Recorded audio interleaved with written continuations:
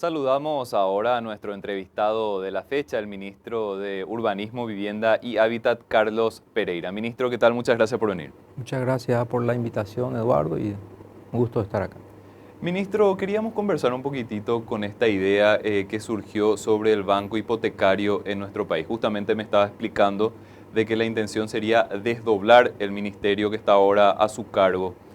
¿Qué ventajas tendría esta idea? ¿Cómo podría aplicarse y qué ventajas tendría para nuestro país teniendo en cuenta de que hay una amplia necesidad de financiar viviendas en Paraguay? Bueno, en primer lugar, me gustaría explicar un poco, no es convertir como la gente malinterpreta, ¿verdad? Por las características de los antecedentes del ministerio hoy, en su momento de la serie de transformaciones que ha tenido en su historia, el Ministerio de Urbanismo ha sido en su momento el Banco Nacional de la Vivienda. Cuando nosotros llegamos a la administración hace 2 años, teníamos una morosidad de casi el 97% de una importante cartera de deudores por venta de viviendas económicas. Con mucho esfuerzo, con todo el compromiso de los funcionarios y con una planificación ordenada en la gestión, hemos hecho más de 12.000 notificaciones y hoy esa morosidad se ha reducido al 44%.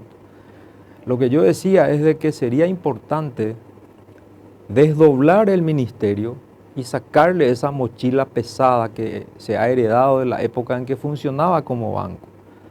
Eso nos hace trabajar de alguna manera con una sobrecarga en una gestión que no está comprendida dentro del rol, dentro del corazón de gestión como ministerio, ¿verdad? Porque ahí hay gestiones de cobranza, refinanciación, hay que readjudicar viviendas conforme a las legislaciones anteriores que regía para la asignación de viviendas económicas. Y eso distrae mucho la atención y confunde de repente el rol protagónico que tiene hoy el Ministerio de Urbanismo, Vivienda y Hábitat, encima con la responsabilidad que nos toca de delegar y de dictar las pautas de políticas públicas orientadas a vivienda, urbanismo y hábitat a nivel nacional, ¿verdad? Y sumado a eso, si nosotros miramos la estadística de todo el sector financiero, de la banca pública, de la banca privada, y vemos el comportamiento del otorgamiento de créditos para vivienda, vemos de que realmente faltan condiciones para desarrollar lo que la gente requiere, ¿verdad? El problema principal es la característica del cortoplacismo que tenemos en materia financiera, ¿verdad? Los ahorros son casi a la vista y no más de 2 o 3 años los depositantes dejan su dinero, ¿verdad? Y ustedes pueden ver de que la necesidad que se tiene en un otorgamiento o en una financiación de vivienda se necesita un periodo de maduración de más de 10 años, en muchos casos 20 y más de 20 años inclusive. Un ejemplo es Findeter de Colombia, que era una banca de segundo piso. Hoy es una banca de primer piso porque han entendido que el único ente que puede hacer políticas contracíclicas necesariamente es el sector público, ¿verdad? Es la banca pública la única que puede aguantar un plazo largo, la única que puede poner en un segundo lugar la rentabilidad antes que crear las condiciones de seguridad y de otorgar en las condiciones más flexibles posibles a la población. Eso es función y el rol del Estado. Difícilmente en el sector privado se deje de lado la rentabilidad y los negocios que generan con mayor rapidez los ingresos y los beneficios, ¿verdad? Los accionistas después de la asamblea de abril lo único que quieren es cobrar sus utilidades y disfrutar de ello, ¿verdad? Sin embargo, cuando uno está en gestión pública, creemos, yo particularmente tengo esa mentalidad de que debemos de crear condiciones para poder asegurar el crédito a tasas de intereses blandas, con plazos que se compadezcan realmente con las posibilidades de ingreso de la gente que trabaja y que gana poco, ¿verdad? Por eso es que no pueden salir del alquiler. Y nosotros con muchas dificultades, pero con mucho esfuerzo y con mucho compromiso de parte de toda la gente del ministerio, hoy podemos decir de que estamos dándole participación a una clase media que hace tiempo venía reclamando una atención también por parte del Estado. Yo creo que hoy el Estado llega a un importante segmento de la población, a gente que gana un salario mínimo y medio, hasta 7 salarios mínimos, y ya estamos entregando más de 400 certificados de subsidios habitacionales que cambian realmente el bienestar subjetivo de la gente, ¿verdad? Hoy esa gente que pagaba alquiler está pagando ya una cuota de su crédito, en muchos casos es menor incluso que el alquiler que estaba pagando. Eso hace de que tenga casi como un aumento de sueldo o de sus ingresos en la familia, y con el anhelo y la satisfacción de poder disfrutar de su techo propio, ¿verdad? Ahora estamos pensando, cuando se reanude nuevamente el Congreso, ya tenemos un decreto que el Poder Ejecutivo nos ha sacado en diciembre del año pasado, el decreto 8502.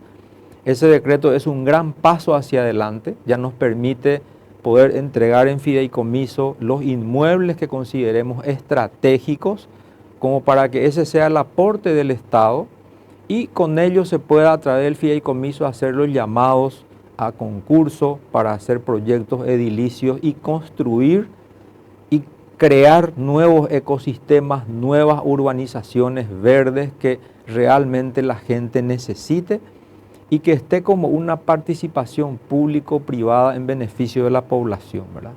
Yo creo que eso va a ser una demostración fehaciente de que realmente es una necesidad contar con una banca hipotecaria que se preocupe y que se ocupe de todo el sector de la población demandante de vivienda, ¿verdad?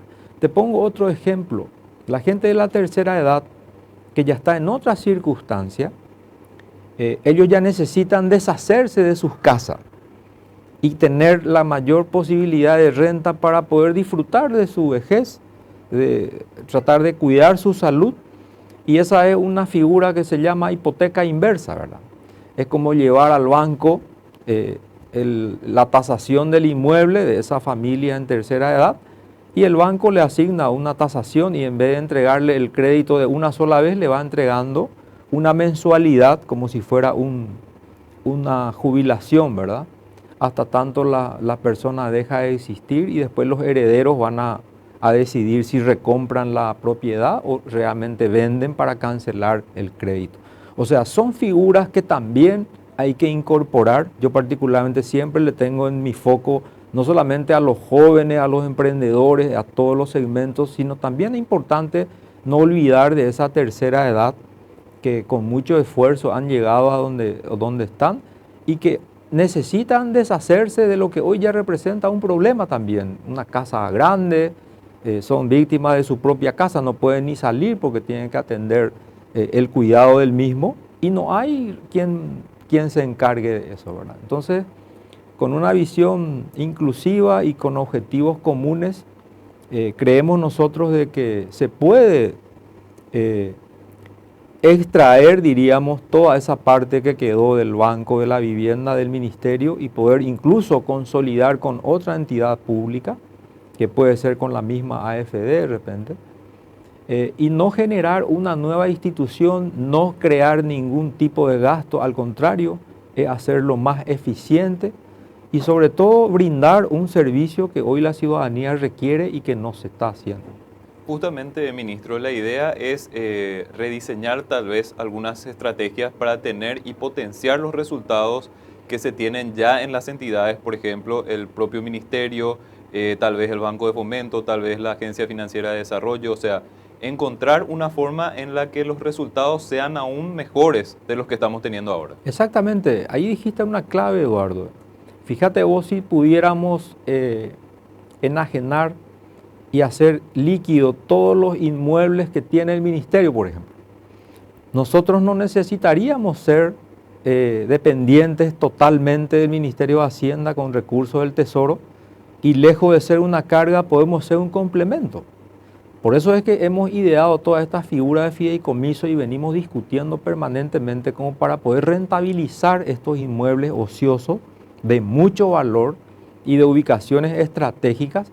Y la idea es encontrar cómo poder deshacernos de esos inmuebles a cambio de una disponibilidad que se necesita justamente para poder atender a la población, a poder crear, desarrollar proyectos inmobiliarios conforme a sus necesidades y generar nuevos barrios, ¿verdad?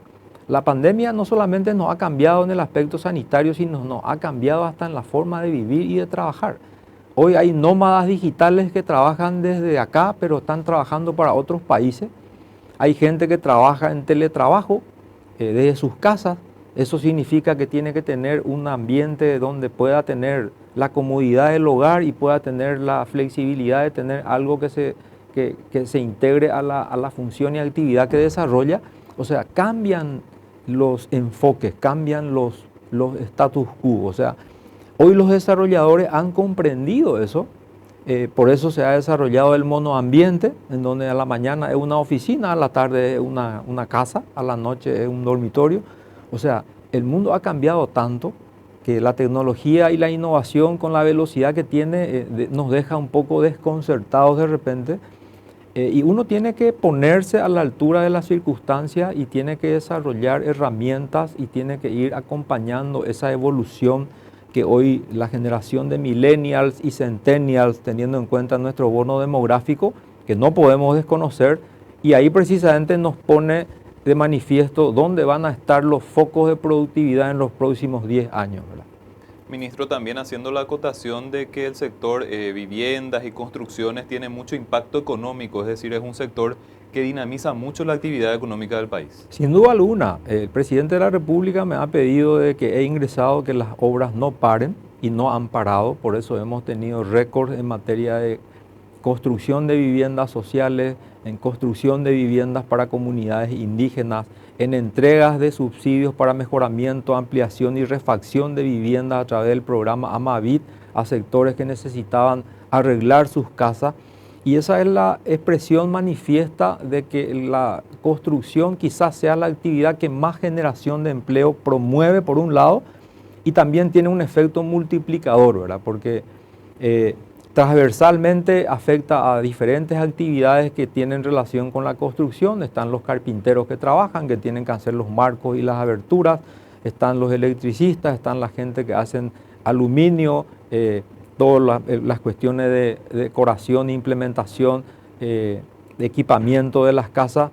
Eso realmente no solamente mueve la economía, sino que mantiene la fuente productora, que es lo más importante, y sobre todo en los barrios y en los distritos en donde muchas veces los números macros, que son los fundamentos sólidos que sostienen nuestra economía y hizo posible nuestra rápida recuperación, finalmente es en la microeconomía lo que uno ve la necesidad muchas veces, ¿verdad? Y la construcción tiene esa penetración y esa profundización en esos niveles microeconómicos. Ministro, usted también tiene mucha experiencia en el sistema bancario. ¿Cuál es la perspectiva o cuál es el análisis que hace usted respecto a cuáles son las necesidades que se tienen para dinamizar estos créditos a la vivienda? Por ejemplo, para los tomadores de créditos, ellos requieren un producto tal vez con plazos más largos, con tasas más bajas. Tal vez hay un problema de burocracia, de falta de información. ¿Qué le parece que es importante para que se pueda tener una mayor dinámica en este segmento? Y es una pregunta difícil de responder con una sola expresión, pero vale la pena hacer una serie de acotaciones. En primer lugar, justamente esa experiencia bancaria me hace ver con muchos ojos críticos la necesidad de tener una banca hipotecaria que se ocupe exclusivamente del sector vivienda. ¿Por qué? Porque por las características de nuestra concentración de ahorro, el ahorrista tradicional no está acostumbrado a dejar su inversión a 10 años en una entidad. La aversión al riesgo es una de las razones. Uno va acompañando la evolución de la inflación. Normalmente los que invierten su dinero en una inversión de certificado de depósito de ahorro lo hace a 2 años o máximo a 3. Entonces, el calce financiero dentro de la estructura de composición en una entidad financiera tradicional, muchas veces eso no permite que se tomen muchos créditos a largo plazo, por los indicadores que se derivan y los ratios que uno tiene que cuidar en materia de liquidez, riesgo, posicionamiento, prueba ácida, etc. Entonces, la única forma en que esa